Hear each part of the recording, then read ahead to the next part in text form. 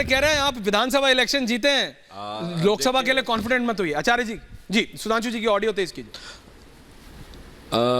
मैं पहले तो आचार्य जी की इस बात से सहमत हूं कि विधानसभा अलग आधार पे होते हैं और लोकसभा अलग आधार पे होते हैं, परंतु मान्यवर वास्तविक स्थिति यह है कि लोकसभा जिस आधार पे होते हैं उसमें हमारी स्थिति आपसे और ज़्यादा मजबूत है, क्योंकि लोकसभा में पार्टी और नेता का महत्व और बढ़ जाता है।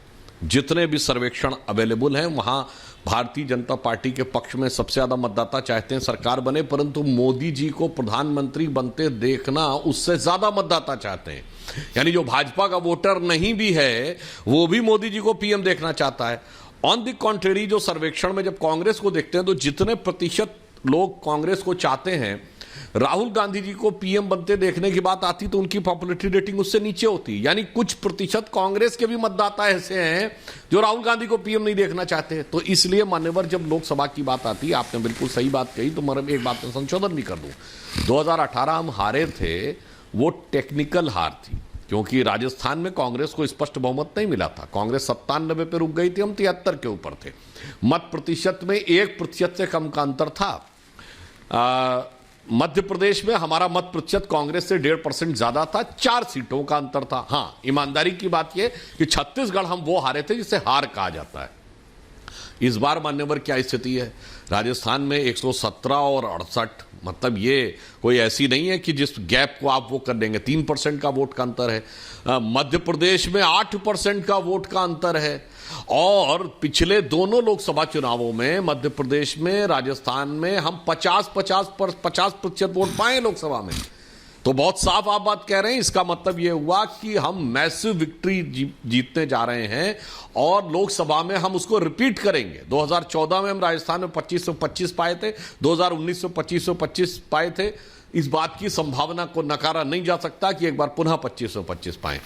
तो मैं सिर्फ यह कहना चाह रहा हूं कि आपकी बात बिल्कुल सही है कि राज्य और केंद्र के अलग होते हैं, परंतु केंद्र की स्थिति आने पर हम और कहीं ज्यादा मजबूत स्थिति में खड़े होंगे। और जो बात ऐश्वर्य जी ने कही थी, देखिए कांग्रेस को भी यह समझना होगा, अगर कमलनाथ जी मध्य प्रदेश में हिंदू राष्ट्र के विषय का भी बचाव करते नजर आएंगे और दक्षिण में हिंदू धर्म के समूल नाश की कॉन्फ्रेंस का भी बचाव करते नजर आएंगे, तो जनाब वो जमाने चले गए जब तमिलनाडु में कुछ होता था वो मध्य प्रदेश में पता नहीं लगता था, राजस्थान में पता नहीं लगता था।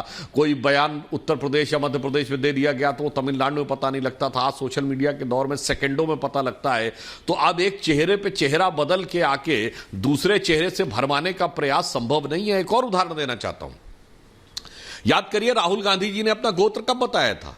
इसी राजस्थान में 2018 के चुनाव में पुष्कर के मंदिर में दर्शन करने के बाद बाहर निकल के राहुल गांधी जी की जाति, उपजाति और गोत्र तीनों बताया गया था। अच्छे अच्छे नेताओं की आपको जाति तो पता होगी, पर उपजाति और गोत्र तो किसी का नहीं पता होगा।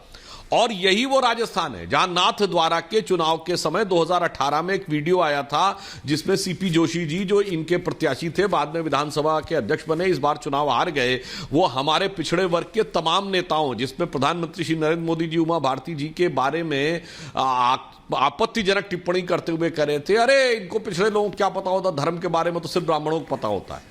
जनाब एक चेहरा ये था 2018 में, और एकदम कलाबाजी खा के 2023 में हम कह रहे हैं नहीं जी हम तो पिछड़ों की जनगणना चाहिए, पिछड़ों के अलंबरदार हैं, फलाना ढिमाका। तो जनाब इतना ज्यादा विश्वसनीयता का संकट कांग्रेस ने उत्पन्न कर लिया है अपने लिए कि बस कभी लगता है कि ऐसे वोट सध जाएं, कभी वैसे वोट सध जाएं। यह समस्या है। इसलिए आज मैं कह रहा हूं ये चुनाव में हमारी जीत नहीं हुई है। मोदी जी भारत की राजनीति में विश्वसनीयता की, प्रामाणिकता के प्रतीक बन के उभरे हैं और विपक्षी गठबंधन विश्वसनीयता के संकट बन के उभरा है।